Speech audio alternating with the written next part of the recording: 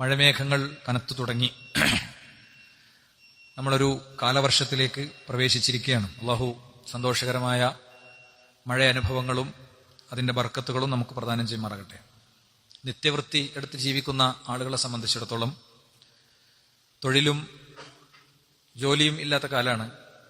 വിദ്യാഭ്യാസ സ്ഥാപനങ്ങളൊക്കെ തുറന്ന പശ്ചാത്തലത്തിൽ ചെലവ് വർദ്ധിക്കുന്ന കാലമാണ്. സീസണൽ അസുഖങ്ങൾ ധാരാളം വരുന്ന സന്ദർഭമാണ്. അതുകൊണ്ട് തന്നെ ഈ ഒരു മഴക്കാലത്ത് നമ്മുടെ മനസ്സിന്റെ നന്മകൾ മനുഷ്യർക്ക് ലഭിക്കേണ്ട ഘട്ടമാണ്. വീട് തകർച്ചയുടെ വഴിയിലെത്തിയവർ, ചോർന്നൊലിക്കുന്നവർ, വീട്ടിൽ ഭക്ഷണമുണ്ടാക്കാൻ കഴിയാത്തവർ, കൂലിവേല മുടങ്ങിപ്പോയവർ, നിത്യവൃത്തിക്ക് നിവൃത്തിയില്ലാത്തവർ, പട്ടിണിയിൽ കഴിയുന്നവർ, അടിയന്തര ചെലവുകൾ നേരിടേണ്ടി വരുന്നവർ, ഇങ്ങനെ ധാരാളം മനുഷ്യർ നമുക്ക് ചുറ്റുമുണ്ട്.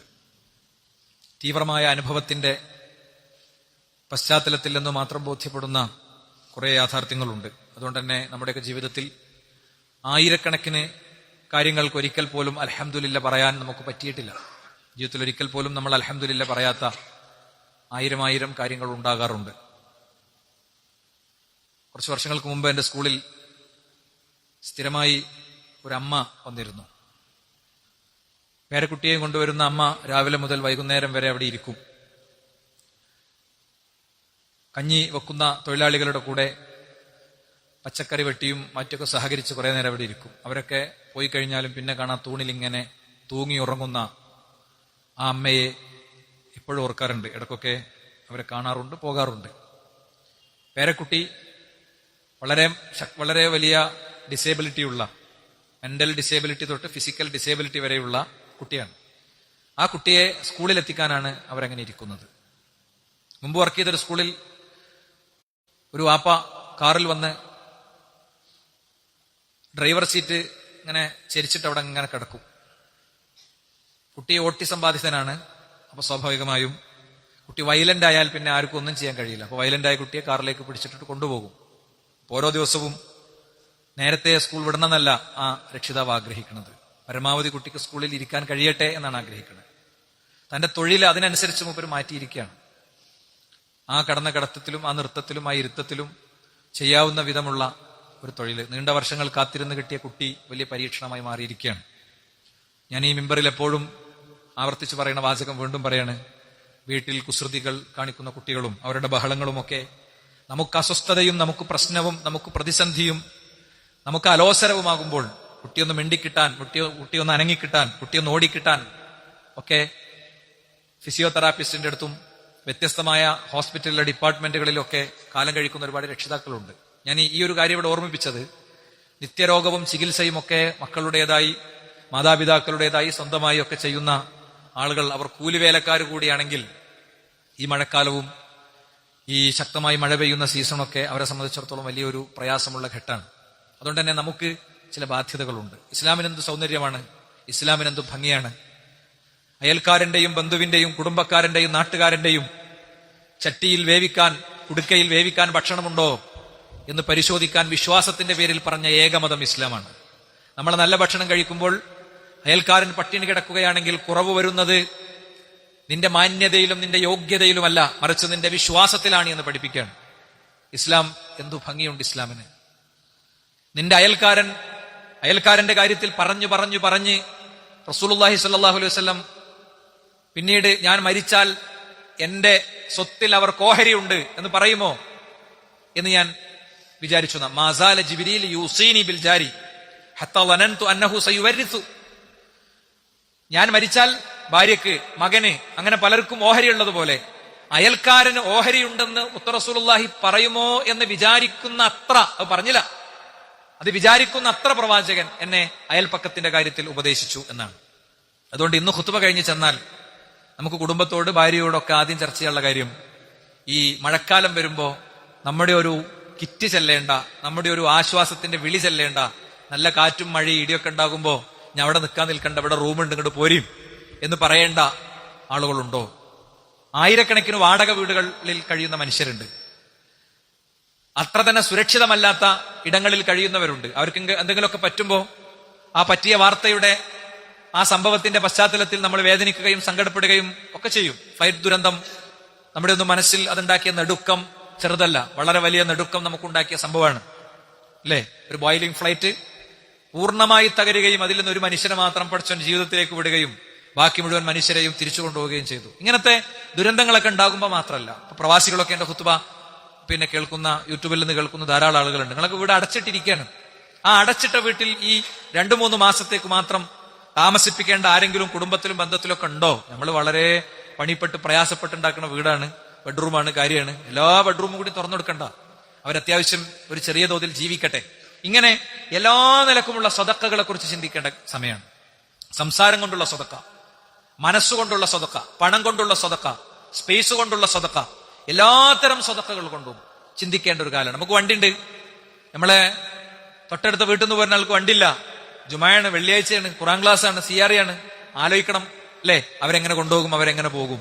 ഇങ്ങനെ എല്ലാ നിലക്കും സ്വതക്കകളെ കുറിച്ച് ചിന്തിക്കേണ്ട ഒരു കാലമാണ്. അതുകൊണ്ട് തന്നെ സ്വതക്കയുടെ മഹത്വവുമായി ബന്ധപ്പെട്ട ചില കാര്യങ്ങൾ നമ്മളിവിടെ ഓർമ്മിപ്പിക്കുകയാണ്, നമ്പർ ഇട്ട് പറയാണ്.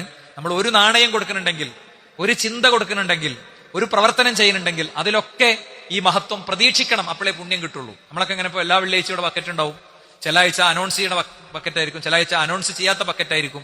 നമ്മൾ എന്തോന്ന് കൊണ്ടുപോയിടലാണ് അല്ല. റമദാനിൽ നമ്മൾ സ്വതക്ക കൊടുക്കുന്നുണ്ട്, ദുൽഹിജ്ജയിൽ ആദ്യത്തെ 10 സ്വതക്ക കൊടുക്കുന്നുണ്ട്, പല ജാതി പിരിവുകൾ വരുന്നുണ്ട്, പാലിയേറ്റീവിന് കൊടുക്കുന്നുണ്ട് അല്ലെ. ഇങ്ങനെ പലതിനും നമ്മൾ കൊടുക്കുന്നുണ്ട്.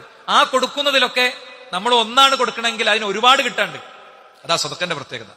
1 ഉറുപ്പ്യാണ് കൊടുക്കണതെങ്കിൽ അതിന് നമുക്ക് വിചാരിക്കാത്തത്ര വലിയ മഹാസംഭവങ്ങൾക്ക് നമ്മൾ ശരിക്ക് അർഹരാണ്. പക്ഷെ അത് നിയത്താക്കാൻ പറ്റണം. അത് നിയത്താക്കാറുണ്ടോ എന്നുള്ളത് ആലോചിക്കണം. ഒന്ന്, നമ്മൾ ഒരു നന്മ ചെയ്യുമ്പോൾ ആ നന്മയുടെ ഇരട്ടി എത്രയാണ്? മസലുല്ലദീന യുൻഫിഖൂന അംവാലഹും ഫീ സബീലില്ലാഹ്, അള്ളാന്റെ വഴിയിൽ ധനം ചെലവഴിക്കുന്ന ആളുകൾ കമസലി ഹബ്ബത്തിൻ അംബതത് സബഅ സനാബിൽ, അത് ഒരു വിത്ത് പോലെയാണ്. ഒരു വിത്തുന്ന് എന്ത് ചെയ്യും? 7 കതിരുകൾ ഉണ്ടാകും. ഇങ്ങനെ കൊണ്ടുപോയിട്ട് കർഷകൻ കൃഷിഭൂമിയിൽ ഇങ്ങനെ നെല്ലണ്ട് വിതറാണ്. ഒരു വിത്തുന്ന് ഇങ്ങനെ ഉണ്ടായിട്ട് അതിന് 7 കതിരുകൾ ഉണ്ടാകും. ഫീ കുല്ലി സുംബലത്തിൻ മിഅതു ഹബ്ബ, ഓരോ കതിരിലും 100 വിത്തുകൾ ഉണ്ടാകും. വല്ലാഹു യുളാഇഫു ലിമൻ യശാ, അല്ലാഹു ഉദ്ദേശിക്കുന്നവർക്ക് അവൻ ഇരട്ടി കൊടുക്കും. വല്ലാഹു വാസിഉൻ അലീം, പടച്ചവന് വിശാലമായ അറിവുണ്ട്. ഓരോ വാക്കും പവന്മാറ്റാണ് സുഹൃത്തുക്കളെ. ഇതിലേറെ എങ്ങനെയാണ് നന്മയെ പ്രചോദിപ്പിക്കുക? ഒരു നന്മ ചെയ്താൽ 700 ഇരട്ടി നന്മ കിട്ടുന്ന കാര്യമാണ് ഈ പറയുന്നത്. നമ്മള് സ്വതക്ക കൊടുക്കുമ്പോ, നല്ല കാര്യം ചെയ്യുമ്പോ, നല്ലത് ചിന്തിക്കുമ്പോ ഇങ്ങനത്തെ ഒരു മനോനില നമുക്ക് ഉണ്ടാകാറുണ്ടോ? ഈ വെള്ളിയാഴ്ച ഇത് മാത്രം കിട്ടിയാൽ മതി, എന്നാൽ തന്നെ ഇവിടെ വന്ന ആളുകളെ സംബന്ധിച്ചിടത്തോളം വലിയൊരു മെസ്സേജ് കിട്ടി അല്ലേ? വലിയൊരു മെസ്സേജ് കിട്ടി. എന്താ? ഒരു വിത്ത് നടുമ്പോ ആ വിത്തിൽ നിന്ന് എന്ത് ചെയ്യുന്നു? 7 കതിരുകൾ ഉണ്ടാകുന്നു. ഓരോ കതിരിലും 100 വിത്തുകൾ ഉണ്ടാകുന്നു വീണ്ടും. അപ്പോ 700 വിത്തുകൾ ഒരു കതിർ, 700 വിത്തുകൾ ഒരു വിത്ത് മുളപ്പിക്കുന്നു എന്നാണ് സ്വതക്കയെ കുറിച്ചുള്ള ഖുർആന്റെ പ്രയോഗം. അതാണ്. അതുകൊണ്ടാണ് നിങ്ങൾ ആലോചിച്ച് നോക്ക്, കോടികൾ സ്വതക്കയായിട്ടും സക്കാത്തായിട്ടും ഒക്കെ കൊടുക്കുന്ന ആളുകൾ ഉണ്ടാവാറുണ്ട്. കോടികൾ കൊടുക്കും സ്വതക്കയും സക്കാത്തും ഒക്കെ. അറാജി എന്ന് പറയുന്ന സൗദി അറേബ്യയിലൊക്കെ ജോലി ചെയ്ത ആളുകൾക്കറിയാം. അറാജി ബാങ്ക് ഉണ്ട്, അറാജിയുടെ വ്യത്യസ്ത സംരംഭങ്ങളുണ്ട്. സൗദി അറേബ്യ ഔഖാഫിന്റെ ഏറ്റവും വലിയ വരുമാനങ്ങളിലൊന്ന് അദ്ദേഹം നൽകിയ വിശാലമായ ഈത്തപ്പനത്തോട്ടാണ്, വഖഫ് ഭൂമിയാണ്. വിശാലമായ ഏക്കറക്കണക്കിന് എന്റെ യൂട്യൂബ് വീഡിയോ നിങ്ങൾക്ക് കിട്ടും. അറാജിന്റെ ഒന്ന് തപ്പി നോക്കിയാൽ മതി. ഏക്കറക്കണക്കിന് മരുഭൂമി കൊടുത്തതല്ല, മൂപ്പര് നട്ട് മുളപ്പിച്ച് പാകപ്പെടുത്തി ഔഖാഫിനെ ഏൽപ്പിച്ചു. വളരെ വലിയ സംഭവമാണ്. അദ്ദേഹത്തിന്റെ ചരിത്രം പറയുന്നിടത്ത് കാണാം. അദ്ദേഹം ചെറിയ കുട്ടിയാവുമ്പോ സ്കൂളില് വർഷം തികയുന്ന അന്ന്, സ്കൂൾ അടക്കണമെന്ന് ഇരുന്ന് കരയുന്ന കുട്ടിയെ കാണാണ് അധ്യാപകൻ.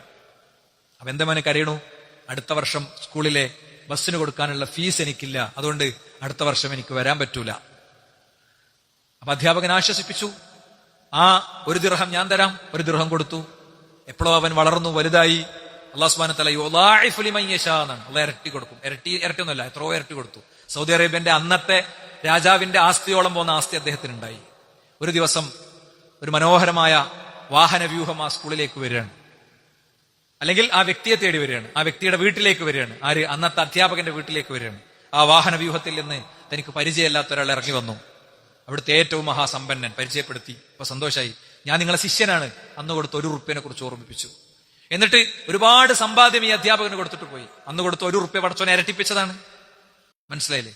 അന്ന് കൊടുത്ത 1 റുപ്യ പടച്ചോനെ ഇരട്ടിപ്പിച്ചതാണ്.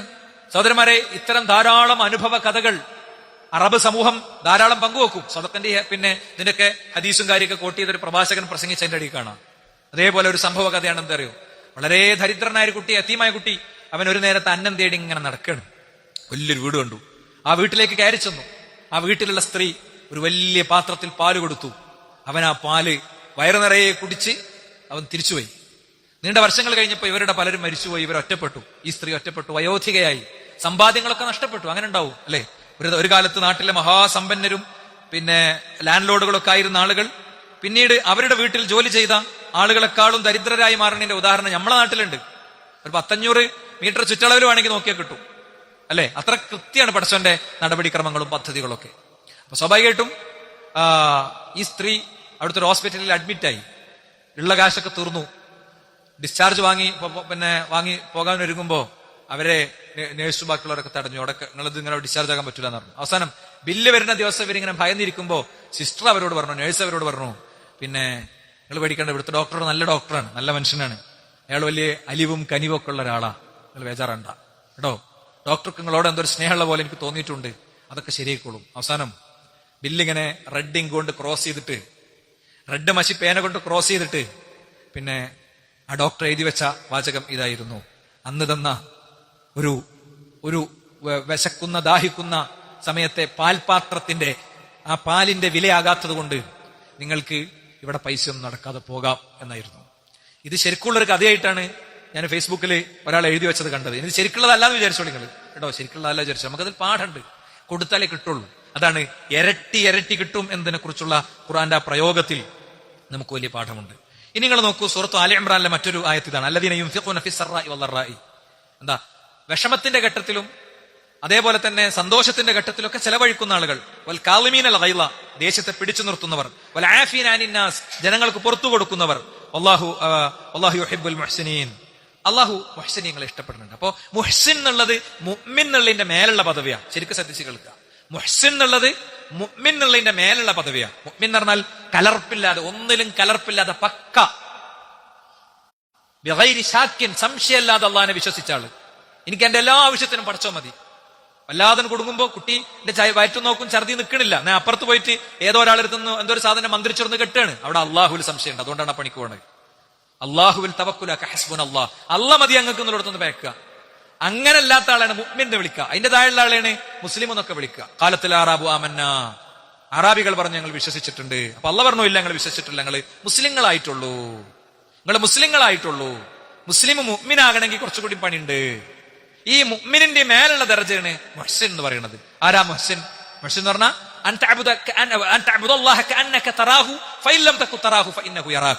നീ അള്ളാഹിനെ കാണുന്നില്ലെങ്കിലും അള്ളാഹിനെ കാണുന്നു എന്നതുപോലെ നീ ആരാധിക്കുക. നിന്നെ അള്ളാഹ് കാണുന്നുണ്ട് എന്നുള്ള വിശ്വാസത്തോടെ ഓരോന്നും ചെയ്യാം. അപ്പോ ഈ ഒരു ദർജയ്ക്ക് എത്താനുള്ള യോഗ്യതയിൽപ്പെട്ടതാണ് എന്ത്? വിഷമത്തിലും സന്തോഷത്തിലും ദുഃഖത്തിലും പ്രയാസത്തിലൊക്കെ സദഖ കൊടുക്കുക എന്നുള്ളത് ഒന്ന്. അതിൽപ്പെട്ട മറ്റൊന്നാണ് ദേഷ്യം അമർത്താൻ പഠിക്കുക എന്നുള്ളത്. ദേഷ്യം അമർത്താൻ പഠിക്കുക, പിന്നെ ജനങ്ങൾക്ക് വിട്ടുവീഴ്ച കൊടുക്കുക. അങ്ങനത്തെ ആളുകളെ അള്ളാഹു മുഹ്സിനീങ്ങളുടെ കൂട്ടത്തിലാണ് ഉൾപ്പെടുത്തിയിട്ടുള്ളത് എന്നാണ്. ഇനി മറ്റൊന്ന് അള്ളാഹു സുബ്ഹാനഹു വ തആല പറയാണ്, വലിയ പുണ്യമുണ്ട് എന്നാണ്. ലാ ഖൈറ ഫീ കസീരിൻ മിൻ നജ്വാഹും, മനുഷ്യന്മാരുടെ മിക്കവാറും എല്ലാം ഒരു ഒത്തുകൂടി നടത്തുന്ന സംസാരത്തിലൊന്നും ഹൈറൊന്നും കാര്യമായിട്ടില്ല. വട്ടം കൂടി വർത്താനം പറഞ്ഞാൽ അധികവും ഹൈറില്ല. ശരിയല്ല പറഞ്ഞത്? വട്ടം കൂടി പറയണം, മിക്കവാറും വർത്താനത്തിലൊന്നും ഒരു ഹൈറുമില്ല. അവനാന്റെ പരലോകം പിന്നെ പോണ പണിയായിരിക്കും എടുക്കുക. നമ്മളെ കൽബരണ പഠിച്ചവനായി പറയണേ. തെറ്റിയോ? ആയത്ത് തെറ്റിയോ? വട്ടം കൂടി വർത്താനം പറയണം, മിക്കവാറും ആലോചിച്ചോക്ക് അല്ലേ? മിക്കവാറും അതിലൊന്നും ഹൈറില്ല. ഇല്ലാമൻ അമർ ബി സ്വതഖത്തി, എന്നാ വട്ടം കൂടി ഇരുന്നിട്ട് മറ്റേ പാലിയേറ്റീവിന്റെ തീക്ക് ഒരു ചെറിയ പൈസ കൊടുക്കേ, എന്താണ് റോഡോടെ പൊളിഞ്ഞെടുക്കണേ, നമുക്ക് ഇവിടെ ഒരു പാലട്, നമ്മൾ ഇന്നാളെ വീട് പൊളിഞ്ഞാടാൻ ഇരിക്കണേ, അതിലൊന്ന് സഹകരിച്ചെടുക്ക്. അങ്ങനെയുള്ള ഔ മഅറൂഫ്, അല്ലെങ്കിൽ നന്മ കൽപ്പിക്കണം. ഔ ഇസ്ലാഹിൻ ബൈനന്നാസ്, അല്ലെങ്കിൽ ജനങ്ങൾക്ക് ഇടയിലുള്ള എന്തെങ്കിലും ഒരു ഇസ്ലാഹിന് വേണ്ടിയിട്ട് രണ്ടാൾ തെറ്റിയിരിക്കുകയാണ്, തെറ്റിയത് വീണ്ടും വീണ്ടും ഊതി വീർപ്പിച്ച് പ്രശ്നം ഉണ്ടാക്കാനല്ല, മറിച്ച് അവരെ രണ്ടുപേരെയും നേരാക്കാൻ വേണ്ടി, അങ്ങനെയൊക്കെയുള്ള കാര്യമാണെങ്കിൽ അതിൽ ഖൈറുണ്ട്. അള്ളാന്റെ മർലാത്ത് വിചാരിച്ചിട്ട്, അള്ളാന്റെ തൃപ്തി വിചാരിച്ചിട്ട്, അടുത്ത പ്രാവശ്യം വാർഡ് തെരഞ്ഞെടുപ്പിൽ ഓലെ വോട്ട് കിട്ടണമെന്ന് വിചാരിച്ചിട്ടല്ല, ഓരോ കുട്ടികളെ നമ്മളെ സ്കൂളിൽ ചേർക്കണമെന്ന് വിചാരിച്ചിട്ടല്ല, പിന്നെ ഞാൻ അത്യാവശ്യം നല്ലൊരു സോഷ്യൽ വർക്കറാണ് എന്ന് ജനം വിചാരിക്കണം എന്ന് വിചാരിച്ചിട്ടല്ല. ഇതിന്റെയൊക്കെ ഒരു കൂലി എനിക്ക് കിട്ടണം, അല്ലെ? സ്വതക്ക കൊണ്ട് നിർദ്ദേശിച്ചപ്പോ, നന്മ കൊണ്ട് നിർദ്ദേശിച്ചപ്പോ, രണ്ട് ബന്ധങ്ങൾ ശരിയാക്കാൻ ശ്രമിച്ചപ്പോ അതാണ് ഉദ്ദേശിച്ചതെങ്കിൽ വലിയ കൂലിയ കിട്ടുക. ആ വലിയ കൂലി പടച്ചോനെ അറിയുള്ളൂ, എന്റെ വലിപ്പത്രയാണ്. മനസ്സിലായില്ലേ? അപ്പൊ സ്വതക്ക കൊടുക്കുന്നിടത്ത് അജ്റ അലീമാണ് കിട്ടുക. അതുകൊണ്ട് സ്വതക്ക കൊടുക്കണമെങ്കിൽ അവനാന്റെ എല്ലാതും തീർന്നതിന്റെ ശേഷമാണ് കൊടുക്കേണ്ടതെന്ന് വിചാരിക്കരുത്. അവനാന്റെത് തീരാനുള്ള വഴിയാണ് സ്വതക്ക. അതിന്റെ വലിപ്പമല്ല പ്രശ്നം. പടച്ചോന് സ്വതക്കന്റെ വലിപ്പമല്ല പ്രശ്നം കേട്ടോ. പടച്ചോനെ സംബന്ധിച്ചിടത്തോളം സ്വതക്കന്റെ മനസ്സാണ് യഥാർത്ഥത്തിൽ പരിഗണിക്കപ്പെടുന്നത് നമുക്ക് പറയാൻ പറ്റും. മാത്രമല്ല, സ്വർഗത്തെ കുറിച്ച് പറഞ്ഞപ്പോ മൻ അൻഫഖ സൗജൈനി ഫീ സബീലില്ലാഹി നൂദിയ മിൻ അബ്വാബിൽ ജന്ന യാ അബ്ദുല്ലാഹ് ഹാദാ ഖൈർ ഫമൻ കാന മിൻ അഹ്ലി സ്വലാത്ത് ദുഇയ മിൻ ബാബി സ്വലാ. സ്വതക്ക കൊടുക്കണോനെ സ്വതക്കന്റെ വാതിലിലൂടെ, നിസ്കരിക്കണ ആളെ നിസ്കാരത്തിന്റെ വാതിലിലൂടെ, ജിഹാദ് ചെയ്യണോനെ ജിഹാദിന്റെ വാതിലിലൂടെ, നോമ്പ് നോൽക്കണോനെ നോമ്പ് നോറ്റവരുടെ വാതിലിലൂടെ, അങ്ങനെ വ്യത്യസ്തമായ വാതിലുകളിലൂടെ വിളിക്കപ്പെടുന്നു പറഞ്ഞപ്പോ സിദ്ദീഖ് റളിയല്ലാഹുവിന് ചോദിക്കുകയാണ്, നബിയെ ആരെയാണ് എല്ലാ വാതിലിലൂടെയും വിളിക്കുക? ഏതെങ്കിലും ഒരു വാതിൽക്ക് കൂടെ എങ്ങനെങ്കിലും കയറി കഴിച്ചിലാകണം എന്നല്ല അദ്ദേഹത്തിന്റെ മനസ്സ്. നബിയെ ആരെയാണ് എല്ലാ വാതിൽക്ക് കൂടിയും വിളിക്കുക? അതിന്റെ ഐഡിയ എനിക്കൊന്ന് പറഞ്ഞേരിന്നാണ് അള്ളാഹുവിന്റെ റസൂൽ ഉടനെ കൊടുത്ത മറുപടി എന്താ അറിയോ? അർജു അൻ തകൂന മിൻഹും, അബൂബക്കർ നിങ്ങൾ അതിൽ ഉണ്ടാകണമെന്ന് ഞാൻ ആഗ്രഹിക്കുന്നുണ്ട്, നിങ്ങൾ ആ കൂട്ടത്തിൽ ഉണ്ടാകണമെന്ന് ഞാൻ ആഗ്രഹിക്കുന്നുണ്ട്. അതുകൊണ്ട് തന്നെയാണ് ആയിഷാ ബീവി അവസാനം വരുന്നുണ്ട്, ഒരു ചെറിയ കയറും ഒട്ടകത്തിന് വെള്ളം കൊടുക്കുന്ന ഒരു പാത്രവും കൊണ്ട് ഉമർ ഇബ്നുൽ ഖത്താബ് റളിയല്ലാഹു അടുത്ത് വരുന്നുണ്ട്. എന്നിട്ട് പറയുന്നുണ്ട്, വാപ്പ മരിക്കുമ്പോ ഇതും കൂടി നിങ്ങളെ ഏൽപ്പിക്കാൻ പറഞ്ഞിട്ടുണ്ട്. ഉമർ ഇബ്നുൽ ഖത്താബ് അവിടെ കരയുന്നുണ്ട്. കരഞ്ഞിട്ട് പറയുന്നുണ്ട്, ലഖദ് അബ്ഖാ അബൂബക്കർ ലിമൻ തബിഅഹു സബീലൽ ഉസ്ർ. അബൂബക്കർ അദ്ദേഹത്തെ എന്റെ ശേഷം അധികാരം ഏറ്റെടുക്കുന്നവർക്ക്, ഭരണസാരഥ്യം ഏറ്റെടുക്കുന്നവർക്ക് വല്ലാത്ത ഭാരമാണ് കൊടുത്തുപോയത്. തന്റെ കയ്യിലുണ്ടായിരുന്നതൊക്കെ ദീനിന് കൊടുത്തു. മക്കളുടെ പൊരുത്തം വാങ്ങി അവരെ സ്റ്റേബിളാക്കി. അല്ലെ? ആയിഷാ ബീവിയാണ് ഒരു മോള്, അല്ലെ? പ്രവാചക പത്നി ആയിഷാ ബീവിയാണ് സിദ്ദീഖ് റളിയല്ലാഹുവിന്റെ മറ്റൊരു മോള്. അങ്ങനെ ഓരോരുത്തരും സ്റ്റേബിളാക്കിയതിന്റെ ശേഷം, അവരൊന്നും പട്ടിണി പാവങ്ങളും റോട്ടിൽ എഴയുന്നവരല്ല, അവർക്ക് കൊടുക്കാനുള്ളതൊക്കെ കൊടുത്തൊക്കെ ക്ലിയർ ആക്കിയതിന്റെ ശേഷം ഒക്കെ ഏൽപ്പിച്ചു. അവസാനം ബാക്കിയുണ്ടായിരുന്നേ ആ ഒട്ടകത്തിന്റെ കയറും ഒട്ടകത്തിന് വെള്ളം കൊടുത്ത പാത്രം ഏൽപ്പിച്ചപ്പോഴാ മഹാനായ ഉമർ ഇബ്നുൽ ഖത്താബ് റളിയല്ലാഹു അൻഹു വിഷമത്തോടു കൂടെ വികാരഭരിതനായി സംസാരിക്കുന്നത്. ഈ അബൂബക്കറിനോട് എത്താൻ ആർക്കാ പറ്റുക? അവർ രണ്ടാളും ഒരു മത്സരം ഉണ്ടായിരുന്നു. അപ്പോ ഒരു ദിവസം അദ്ദേഹം പറയുന്നുണ്ട്, ഞാൻ ഇന്നെന്തായാലും ഈ യുദ്ധത്തിന് കൊടുക്കണേല് സിദ്ദീഖിനെ മറികടക്കണം എന്ന് വിചാരിച്ചു, പക്ഷേ അന്നും ഞാൻ തോറ്റു. മാത്രല്ല, പ്രവാചകന്റെ ഖുതുബകളിലൊക്കെ ചിലപ്പോ വളരെ ഇമോഷണലായ രംഗങ്ങൾ കാണാൻ പറ്റും. ശരിക്ക് ഇസ്ലാം എന്ത് രസാ! പ്രവാചകൻ കരഞ്ഞ സന്ദർഭങ്ങൾ, പ്രവാചകൻ ചിരിച്ച സന്ദർഭങ്ങൾ, പ്രവാചകൻ ഇമോഷണലായ സന്ദർഭങ്ങൾ, പ്രവാചകൻ തമാശ പറഞ്ഞ സന്ദർഭങ്ങൾ, ഇതൊക്കെ വേറെ ക്രോഡീകരിച്ച് ഇങ്ങനെ കിതാബാക്കി വെച്ചിരിക്കുകയാണ്. ഇതേപോലെ ചരിത്രം വേറെ ഏത് വ്യക്തിയുടെ നിമിഷങ്ങളാണ് ഐഡന്റിഫൈ ചെയ്തത്? അല്ലെ? ഈ അടുത്ത് പ്രവാചകന്റെ യുദ്ധങ്ങളുമായിട്ട് ബന്ധപ്പെട്ട ഒരു വായനയ്ക്ക് എനിക്ക് അവസരം കിട്ടി. അപ്പോ പ്രവാചകൻ ചെയ്ത യുദ്ധങ്ങളുടെ എണ്ണം ഒക്കെ കണക്കൂട്ടിയിട്ട് ഒരു ചങ്ങാതി, എല്ലാ വെള്ളിയാഴ്ചയും ഖുത്ബ പറയുന്ന ഒരു ചങ്ങാതി, ഇയാള് ഇങ്ങനെ നോക്കുമ്പോ നബി ഓരോ 3 ദിവസം യുദ്ധം ചെയ്തിട്ടുണ്ടാവും. എന്നിട്ടോ പ്രവാചകനെ സംരക്ഷിക്കുക. എങ്ങനെ പ്രവാചകൻ? അതൊന്നും ഇസ്ലാമിൽ കെട്ടിക്കൂട്ടിയതാണ് കേട്ടോ. എന്താ സംഭവം എന്നറിയോ? മേലാറ്റൂർ പോലീസ് വെട്ടത്തൂർ കൂടെ ഒന്ന് കറങ്ങിപ്പോയ എന്റെ പേരെന്താ? പെട്രോളിംഗ് അല്ലെ? പെട്രോളിംഗ് എന്നല്ലേ? ഇത് സ്റ്റേഷനിൽ എത്ര റെക്കോർഡ് ഉണ്ടാവും? പ്രവാചകൻ സല്ലല്ലാഹു അലൈഹി വസല്ലം തങ്ങൾ ഓരോ സന്ദർഭത്തിലും ഓരോ കാര്യത്തിനും അയച്ചതൊക്കെ ആരെയാണ് അയച്ചത്, കൂടെ ആരൊക്കെ, ഒക്കെ റെക്കോർഡറാണ് സുഹൃത്തുക്കളെ, റെക്കോർഡറാണ്. ഒരു എന്താ പറയാ, ക്ലൗഡും ഒരു സെർവറും ഒരു സംവിധാനവും ഒരു ഓഫീസ് സിസ്റ്റം ഒന്നൊന്നില്ല. പ്രവാചകൻ അങ്ങനത്തെ ഒരു ഓഫീസ് സിസ്റ്റം ഉണ്ടോ? ഒക്കെ ഡോക്യുമെന്റ് ചെയ്യാൻ, ഒക്കെ ഓട്ടോമാറ്റിക്കലി ചരിത്രം ഡോക്യുമെന്റ് ചെയ്തിരിക്കുന്നു. കാരണം ഖുർആനിനെ സംരക്ഷിക്കുന്ന അള്ളാഹ് പറഞ്ഞതാണ്. അത്ര കൃത്യമായി ഡോക്യുമെന്റ് ചെയ്യപ്പെട്ടുകൊണ്ട് ആഭ്യന്തര പ്രശ്നങ്ങൾ പരിഹരിക്കാൻ, ഒരു തല്ലുണ്ടെങ്കിൽ പരിഹരിക്കാൻ ആളെ വിട്ട അതിനു സൈന്യം എന്നാണ് ചരിത്രത്തിൽ രേഖപ്പെടുത്തി വെച്ചത്. അപ്പോ അത്രയും മനോഹരമായി രേഖപ്പെടുത്തി വെച്ചത് കൊണ്ട് തന്നെ നമുക്ക് കാണാൻ കഴിയും പ്രവാചകൻ വളരെ ഇമോഷണലായ ചില രംഗങ്ങൾ ചരിത്രത്തിൽ കാണാം. എന്താ നബി ഇങ്ങനെ ഖുത്ബ പറയാ, ഖുത്ബന്റെ ഭാഷ എങ്ങനെയാകണം എന്നൊക്കെ വന്ന് കിട്ടുട്ടോ. ഒരു കാര്യം പറയുമ്പോൾ ഇന്ന് 6 കാര്യം കിട്ടണ്ടാവും, പഠിച്ചോളി. ധൈര്യമായിട്ട് എന്നിട്ട് സ്വഫിൽ ധൈര്യത്തിൽ ഇരുന്നോളി, ആരും ബേജാറാണ്ട. ഭാര്യനും കുട്ടികളും ഓലും കുട്ടികളി. എന്താ നബി ഇങ്ങനെ ഖുത്ബ പറയാ, പറയണതൊരു വിഷയമാണ്. പെട്ടെന്ന് ഒരു സംഘം ആളുകൾ അങ്ങോട്ട് കാര്യം വന്നു. എന്ന് പറഞ്ഞാൽ മദീന പള്ളിയിലെ സ്ഥിരം കാഴ്ചയാണത്. എന്താ ഓരോ ആഴ്ച ഉണ്ടാകും, ഓരോ ദിവസം ആളുകൾ ഇങ്ങനെ ഇസ്ലാമാകും. ഞാൻ പൊതുവെ സൗദി അറേബ്യയിലെ പള്ളികളിലൊക്കെ പോയ ആളുകൾക്കറിയാം. സൗദി അറേബ്യ ജുബൈൽ ജാലിയാത്തിൽ ചെന്ന കാണുന്ന കാര്യമാണ്. എല്ലാ ഭക്തനും ഉണ്ടാവും അശ്ഹദു അല്ലേ, അല്ല സൗദി അറേബ്യയിൽ പോയ ആളുകൾക്ക് അത് അല്ല ഇല്ല. അങ്ങനെ ആളുകൾ ഇങ്ങനെ ഇസ്ലാം സ്വീകരിക്കും. ആളുകൾ ഇങ്ങനെ സൊഫക്ക് പുതിയത് ഇങ്ങനെ കയറി വരും. ഇമാം ഇങ്ങനെ ഷഹാദത്തിൽ കൊടുക്കും. മിക്കവാറും ജുബൈൽ ജാലിയാത്തിലൊക്കെ പോയ അവിടുത്തെ പള്ളിയിൽ ഞാൻ പോയ മിക്ക ഭക്തരും ഞാൻ കാണുന്ന ഒരു കാഴ്ചയാണ്. ഇത് മദീന പള്ളിയിലെ സ്ഥിരം കാഴ്ചയായിരുന്നു. അപ്പൊ ഖുത്ബ അങ്ങനെ പറയുമ്പോൾ ഒരു സംഘം ആൾക്കാർ വന്നു, കീറിയ വസ്ത്രം, ആകെ ക്ഷീണിതരാണ്, ഭക്ഷണം കഴിച്ചിട്ട് കുറെ ദിവസമായി എന്ന് ഉറപ്പാണ്. നബിന്റെ ഖുത്ബന്റെ ടോപ്പിക്കാണ് മാറി. അതുവരെ ഉണ്ടായിരുന്ന വിഷയമാണ് വിട്ടിട്ട് വേറെ വിഷയമാണ് പറഞ്ഞു. നമ്മുടെ നാട്ടിൽ അങ്ങനെ പറഞ്ഞ ആൾക്കാർക്ക് വല്ലതും മനസ്സിലാകും? ഇത് ഇബ്നു നബാത്തത്തുൽ മിസ്രി എന്ന് പറയുന്ന മനുഷ്യൻ 100-150 വർഷങ്ങൾക്ക് മുമ്പ് അള്ളാഹുവിന്റെ റസൂലിലേക്ക് എത്തണമെങ്കിൽ 1400 കൊല്ലം കഴിയണം അല്ലെ? 100-150 വർഷങ്ങൾക്ക് അപ്പുറം മൂപ്പരുടെ പള്ളിയിൽ മൂപ്പരെ റഫർ ചെയ്ത് എഴുതിയ ഖുത്ബയാണ്. നമ്മളെ നാട്ടില്. അത് പ്രളയാണെങ്കിലും കൊറോണയാണെങ്കിലും എന്താണെങ്കിലും മഴക്കാലാണെങ്കിലും ഒക്കെ അതങ്ങനെ ഓതലാണ്. അതല്ല പ്രവാചകന്റെ ഖുത്ബ. തികച്ചും സാന്ദർഭികമാണ്. വിഷയം മാറി. പ്രവാചകൻ പറഞ്ഞു, എനിക്ക് എന്റെ ചില സുഹൃത്തുക്കളെ സഹായിക്കണം, നിങ്ങളെനിക്ക് പണം തരണം, നിങ്ങളെനിക്ക് അവരെ സഹായിക്കാനുള്ളത് തരണം. അപ്പൊ അവിടെ ഇരിക്കുന്ന ആളുകളൊക്കെ പട്ടിണി പാവങ്ങളാണ്, വിഷമിക്കണവരാണ്, ആരെടുത്തൊന്നുമില്ല. അപ്പൊ നോക്കുമ്പോ ഒരു മനുഷ്യൻ കയ്യിൽ കരുതിയിരുന്ന കാരൊക്കെ അവിടെ കൊണ്ടുപോയിട്ടു. ഓരോരുത്തരും ഓരോന്നാ കൊണ്ടുപോയിട്ട്. ചില ആളുകൾ നബി വസ്ത്രം ചോദിച്ചുകൊണ്ട് ധരിച്ചു വന്ന വസ്ത്രം അവിടെ ഊരിട്ടു, എന്നിട്ടാണ് പോയി. പെരിയിൽ വേറെ ഡ്രസ്സ് ഉണ്ടല്ലോ എന്നുള്ള നിലക്ക് കേട്ടോ. അപ്പൊ പ്രവാചകൻ എന്ത് ചെയ്തു? വസ്ത്രമില്ലാത്തവർക്കൊക്കെ ഈ വസ്ത്രം കൊടുത്തു. ഒരു പരാതിയില്ല. വേറൊരാൾ ഇട്ട് വന്ന വിയർപ്പുള്ള വസ്ത്രം ഇടാനൊരു ബുദ്ധിമുട്ടില്ല.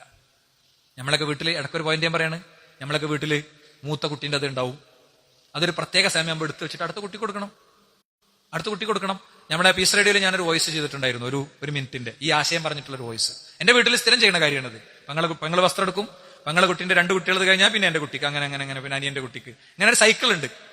അത് കുട്ടികൾക്കും ഭയങ്കര ഇഷ്ടമാണ്. നമ്മളത് അങ്ങനെ അവതരിപ്പിക്കുമ്പോൾ കുട്ടികൾക്കും ഭയങ്കര ഇഷ്ടമാണ്. താത്താന്റെ ഡ്രസ്സ് ഇടുക എന്നുള്ളത് ഭയങ്കര പുതിയ ഡ്രസ്സ് കിട്ടുന്നത് വലിയ മൈൻഡാണ്. ഇത് ഞാൻ പറഞ്ഞപ്പോ വളരെ സമ്പന്ന കുടുംബത്തിലൊരു സഹോദരി ഒരു വോയിസ് അയച്ചു, മൗലവി ഞാൻ എണ്ണി നോക്കിയപ്പോ 100 ചില്ലാനം ഡ്രസ്സ് ഉണ്ട് ഇവിടെ. നമ്മൾ ഏതെങ്കിലും ആൾക്ക് കൊടുക്കല, നമ്മളെ കുട്ടിയൊക്കെ കൊടുക്കണം. പ്രവാചകൻ സല്ലല്ലാഹു അലൈഹി വസല്ലം തങ്ങളുടെ ഡ്രസ് ബാങ്കാണ്, മുത്ത് റസൂലുള്ളാഹിന്റെ ഡ്രസ് ബാങ്കാണ്. പ്രവാചകൻ അത് എടുത്തു. ഈ വ്യക്തികൾക്ക് 2-3 ഡ്രസ്സൊക്കെ കിട്ടിയ ആൾക്കാർ അവരുടെ സ്വതക്കന്റെ മനസ്സറിയണം. നമ്മൾ എന്താ ചെയ്ത നിങ്ങള്? അടുത്ത ആഴ്ച വന്നപ്പോ ഈ വസ്ത്രം അലക്കിയിട്ട് കൊണ്ടുവന്നു. ഈ വസ്ത്രം അലക്കിയിട്ട് കൊണ്ടുവന്ന് മടക്കിയിട്ട് അന്ന് വെച്ച് സ്വതക്കയ്ക്ക് കൊടുത്തു. ഇല്ലാത്തവരുടെ സ്വതക്ക, പാപങ്ങളുടെ സ്വതക്ക. അങ്ങനെയാണ് നമ്മൾ പലപ്പോഴും ദീനിന്റെ കാര്യത്തിലാണ് അറേഞ്ച്മെന്റ് ചെയ്യുക, ഫാമിലി മാനേജ്മെന്റിന് വേണ്ടിയിട്ട് അല്ലേ. പള്ളിക്കൊക്കെ ഒരു 10 രൂപ കൊടുക്കാൻ പറയുമ്പോ, മദ്രസന്റെ ഫീസ് കൊടുക്കാൻ പറയുമ്പോ, ഏതെങ്കിലും ഒരു പ്രസിദ്ധീകരണം വാങ്ങാൻ പറയുമ്പോ അയിമേണ് മാനേജ് ചെയ്യുക. പടച്ചോനുള്ളിലല്ല. ഇപ്പോ ഉളുഹിയത്തിന്റെ ഇറച്ചയ്ക്ക് പേരിലൊക്കെ ഇരിക്കുന്നുണ്ടാവും. റസൂലുള്ളാഹി സ്വല്ലല്ലാഹു അലൈഹി വസല്ലം തങ്ങളുടെ വീട് ആടിനറുത്ത് പ്രവാചകൻ ആടിനെ അറുത്തിട്ടിട്ട് പോയി. റസൂലുള്ളാഹി സ്വല്ലല്ലാഹു അലൈഹി വസല്ലം തങ്ങൾ തിരിച്ചു വന്നിട്ട് ആയിഷയോട് ചോദിച്ചു, എന്തായി നബിയെ? ഒക്കെ കൊടുത്തു, ഒരു കുറവ് മാത്രമേ ബാക്കിയുള്ളൂ എന്ന് പറഞ്ഞു. നിങ്ങൾക്ക് കഴിക്കാൻ വേണ്ടി വെച്ചതാണ്. അതിന് പ്രവാചകൻ കൊടുത്ത ഉത്തരം തരും. അതിന് കൊടുത്ത ഉത്തരം, അപ്പോ കുറകല്ലാത്തതൊക്കെ ബാക്കിയായി എന്ന് പറഞ്ഞു.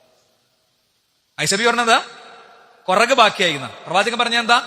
കുറകല്ലാത്തതൊക്കെ ബാക്കിയായി, അത് പരലോകത്ത് കിട്ടും, കുറകെ നമ്മൾ തിന്നു. ഇതാണ് നയം. കൊടുത്തിട്ടുന്നവരാരും തോറ്റിട്ടില്ല, കൊടുത്തിട്ടുന്നവരാരും പാപ്പരായിട്ടില്ല. നല്ലോണം കൊടുത്ത ചില ആൾക്കാരുണ്ടാകും, അവര് ഒരു ഇടക്കാലത്ത് ഓരോ സാമ്പത്തികമൊക്കെ താഴ്ത്തു പോയിട്ടുണ്ടാവും. ഉറപ്പിച്ചോളി, ഇപ്പൊ നമുക്ക് കിട്ടണ ആ വരുമാനക്കല്ലേ പണ്ട് കൊടുത്തത് പടച്ചോ അങ്ങ് തരിക. പടച്ചോന്റെ ദീനിലിട്ട ഇൻവെസ്റ്റ്മെന്റ് പടച്ചോ അങ്ങ് തരുന്നതാണ്. അയിമേണ് ഇപ്പൊ അഡ്ജസ്റ്റ് ചെയ്ത് പോകണം. അങ്ങനെയാണ് ചിന്തിക്കേണ്ടത്. എല്ലാ രാവിലെയും 2 മലക്കുകൾ വരും, കൊടുക്കുന്നവർക്ക് വേണ്ടി പ്രാർത്ഥിക്കാനും കൊടുക്കാത്തവർക്ക് കൊടുക്കരുതേ എന്ന് പറയാനും വേണ്ടി വരും എന്നാണ്. അതുകൊണ്ട് ഈ മഴക്കാലം, അതാണ് എന്റെ ആമുഖം ഞാൻ പറഞ്ഞത്, ഈ മഴക്കാലം ഈ പട്ടിണി പാവങ്ങൾ, ജോലി മുടങ്ങുന്ന ആളുകൾ, മാന്യമായി ജീവിക്കണവര് പക്ഷേ ജോലിക്ക് പോകാൻ പറ്റുന്നുണ്ടാവില്ല, അങ്ങനത്തെ ആളുകളുടെ കാര്യത്തിൽ നമ്മളൊരു സ്വയം ചിന്ത ആവശ്യമുണ്ട്. അള്ളാഹു അങ്ങനെ ചിന്തിക്കാനുള്ള തൗഫീഖ് നമുക്ക് പ്രദാനം ചെയ്യുന്നു. അൽഹംദുലില്ലാഹി വസ്സലാത്തു വസ്സലാമു അലാ റസൂലില്ലാഹി വഅലാ ആലിഹി വസ്സഹ്ബിഹി അജ്മഈൻ. അമ്മാ ബഅദ്. റബ്ബിന്റെ വിധി വിലക്കുകൾ ജീവിതത്തിലുടനീളം പാലിക്കണമെന്ന് ഉണർത്തുകയാണ്, ഉത്ബോധിപ്പിക്കുകയാണ്. സ്കൂളൊക്കെ തുറന്നു. ഇനിയിപ്പോൾ PTA മീറ്റിങ്ങുകളൊക്കെ വരും. PTA മീറ്റിങ്ങുകളിൽ പങ്കെടുക്കാനും, വാപ്പിമ്മയുടെ പങ്കെടുക്കേണ്ടത് ഏറ്റവും മിനിമം 2-ൽ ഒരാളെങ്കിലും പങ്കെടുക്കാനും, അവിടുത്തെ ചർച്ചകൾ പൂർണ്ണമായി ശ്രദ്ധിക്കാനും, ക്രിയാത്മകമായ നിർദ്ദേശം പറയാനും നമ്മൾ ശ്രദ്ധിക്കണം. അതിലൊന്ന് കുട്ടികളുടെ നിസ്കാരമാണ്. കുട്ടികളുടെ നിസ്കാരത്തിന്റെ കാര്യത്തിൽ ഗവൺമെന്റ് സ്കൂളുകൾക്കൊക്കെ പരിമിതി ഉണ്ടാകും, അവിടെ സൗകര്യങ്ങളൊക്കെ ഒരുക്കണിയിൽ. എന്നാൽ അല്ലാത്ത സ്കൂളുകൾക്ക് അതിൽ പലതും ചെയ്യാൻ പറ്റും. ചെറിയ പ്രായത്തിലുള്ള ശീലങ്ങളെ വലിയ പ്രായത്തിൽ ഉണ്ടാവുള്ളൂ. അതുകൊണ്ട് അത് രക്ഷിതാക്കളും അധ്യാപകരൊക്കെ ഇടപെട്ട് ചെയ്യേണ്ടതാണ്. 1000 ആളുള്ള സ്കൂളിൽ 6 കുട്ടികളാണ് നിസ്കരിക്കാൻ വരിക. അതൊക്കെ നമ്മൾ ഇടപെടണം. അതിലൊക്കെ നമുക്ക് കൃത്യമായ ചിന്ത വേണം, ആവശ്യമായ ഇടപെടലുകൾ ഉണ്ടാകണം. അതേപോലെ തന്നെ സ്കൂളിന്റെ സമയമാറ്റം ചർച്ച നടന്നുകൊണ്ടിരിക്കുകയാണ്. കുട്ടികളുടെ മദ്രസാ വിദ്യാഭ്യാസം, അതിലൂടെ എന്ത് കിട്ടുന്നു, എത്ര കിട്ടുന്നു എന്നൊക്കെ ഭയങ്കര ആശങ്കകളും ചോദ്യങ്ങളൊക്കെ ഉണ്ടാകും. ആ ചെറിയ പ്രായത്തിൽ ഇടുന്ന വിത്താണ്. ആ മദ്രസാ വിദ്യാഭ്യാസത്തിന് കോംപ്രമൈസ് വരുന്ന ഒരു കാര്യത്തിലും നമ്മളില്ലെന്ന് ഉറക്കെ പറയാൻ നമ്മളുള്ള എല്ലാ സ്പേസിലും നമുക്ക് തീർച്ചയായും സാധിക്കണം. അത് കൃത്യമായ ചിന്തകൾക്കും ചർച്ചകൾക്കും വിധേയമാകണം എന്ന് ഈ ഒരു സന്ദർഭത്തിൽ എല്ലാവരെയും പ്രത്യേകം ഉണർത്താൻ ആഗ്രഹിക്കുകയാണ്. പിന്നെ കൊടയൊക്കെ വാങ്ങി വെച്ചിട്ടുണ്ടാവും. കൊടയും കൊണ്ടാണ് കുട്ടികളെ പറഞ്ഞേക്കേണ്ടത്. ബസ്സിലല്ലേ പോണത്, അതൊക്കെ ഒരു അച്ചടക്കം, ഒരു ഒതുക്കമാണ്. ഒരു കൊട വാങ്ങിക്കൊടുക്കലും ആ കൊട ചൂടിപ്പോകലും, അത് അധ്യാപകരാക്കും നോക്കലും ചോദിക്കലും ഒക്കെ അതിൽ പെട്ടതാണ്. അത് പനിക്കൂല എന്നുള്ളതൊന്നല്ല. അതിലൊക്കെ ഒരു കൾച്ചർ കുട്ടിക്ക് ഉണ്ടാവേണ്ടതുണ്ട്, ഒരു രീതി കുട്ടിക്ക് ഉണ്ടാവേണ്ടതുണ്ട്. യൂണിഫോം ഒക്കെ കൊടുത്തിട്ടുണ്ടാവും, യൂണിഫോം ഒക്കെ നേരത്തെ അടുപ്പിക്കുക. ഇതിപ്പോ എന്തിനാ മിമ്പർമെന്ന് പറയണമെന്ന് വെച്ചാൽ ആൾക്കാരുടെ സംശയം. ഇതൊക്കെ കുട്ടിയിൽ നമ്മൾ ഉണ്ടായി ഇടപെട്ട് നിർവഹിക്കേണ്ട കാര്യമാണ്. അതങ്ങനെ ഇടും, അധ്യാപകർ അങ്ങനെ ചോദിക്കും, യൂണിഫോമിന്റെ ദിവസം യൂണിഫോം ഇട്ട് പോകണം. എന്താ അറിയോ, അത് കുട്ടികളെടുത്ത് ഇടപെട്ട് ജീവിക്കുന്ന ആളുകൾക്ക് അറിയാം, ഒരു ഡ്രസ്സ് ഉണ്ടാവുള്ളൂ, എല്ലാവരും കളറുള്ള ഡ്രസ്സ് ഇട്ട് വരും, ഈ കുട്ടിക്ക് എന്നും ഇതേ ഉണ്ടാവുള്ളൂ. അത് ആ കുട്ടിന്റെ മനസ്സിലുണ്ടാക്കുന്ന പരിക്കൊക്കെ വലുതാണ്. അതിനാണ് യൂണിഫോം കൊണ്ടുവന്നത്. നിങ്ങളുടെ അടുത്ത് ലെങ്കും അറിയണ ഡ്രസ്സ് ഉണ്ടെങ്കിൽ നിങ്ങൾ വല്ല കല്യാണത്തിന് മുമ്പ് ഇടാൻ കൊടുത്തളി. കുട്ടീനെ കൃത്യമായിട്ട് യൂണിഫോം ഇടിച്ച് തന്നെ വിടണം. കുട്ടി മുടി വെട്ടേണ്ട നേരത്ത് കൂടി മുടി വെട്ടണം. ഇങ്ങനെയുള്ള കാര്യങ്ങളൊക്കെ നമ്മൾ ശ്രദ്ധിക്കണം. നമ്മൾ സ്കൂൾ തുറന്നതുകൊണ്ട് ഖുതുബ നിർബന്ധമായി 29 മിനിറ്റിലേക്ക് കൊണ്ടുവരണമെന്നാണ് വിചാരിക്കുന്നത്. 32 മിനിറ്റായി. അഫ്വാൻ. അള്ളാഹു നമ്മിൽ നിന്ന് സ്വീകരിക്കുമാറാകട്ടെ. അവന്റെ മുത്തഖീങ്ങളെ നമ്മൾ ഉൾപ്പെടുത്തുമാറാകട്ടെ. ലാ ഇലാഹ ഇല്ലല്ലാഹുവിന്റെ വഴിയിൽ ജീവിച്ച് യഥാർത്ഥ വിശ്വാസികളായി മരിക്കാനുള്ള തൗഫീഖ് അള്ളാഹു നൽകുമാറാകട്ടെ. മഹാകെടുതികളിൽ നിന്നും അപകട മരണങ്ങളിൽ നിന്നും ദുരന്തങ്ങളിൽ നിന്നും നമ്മൾ കാത്തുരക്ഷിക്കുമാറാകട്ടെ. അപകടങ്ങളിൽ മരിച്ചവർക്ക് അവർക്ക് അള്ളാഹു അവരുടെ കുടുംബങ്ങൾക്ക് അള്ളാഹു സബറിനെ കൊടുക്കുമാറാകട്ടെ. اللهم اغفر للمؤمنين والمؤمنات، اللهم اعز الاسلام والمسلمين، اللهم اذل الشرك والمشركين، ربنا اتنا في الدنيا حسنه وفي الاخره حسنه ربنا وقنا عذاب النار. امين امين برحمتك يا ارحم الراحمين، والحمد لله رب العالمين، وصلى الله على محمد.